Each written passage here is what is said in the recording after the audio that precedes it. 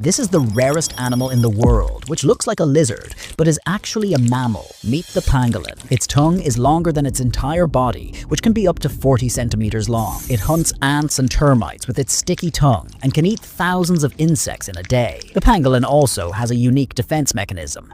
When it senses danger, it curls itself into a hard, armor-like ball, which is difficult for predators to break. Its skin is so tough that it can even withstand small weapons. But the sad part is that the pangolin is the most illegally trafficked animal in the world for its skin, meat, and scales. Its scales are used in traditional medications, which increases its demand.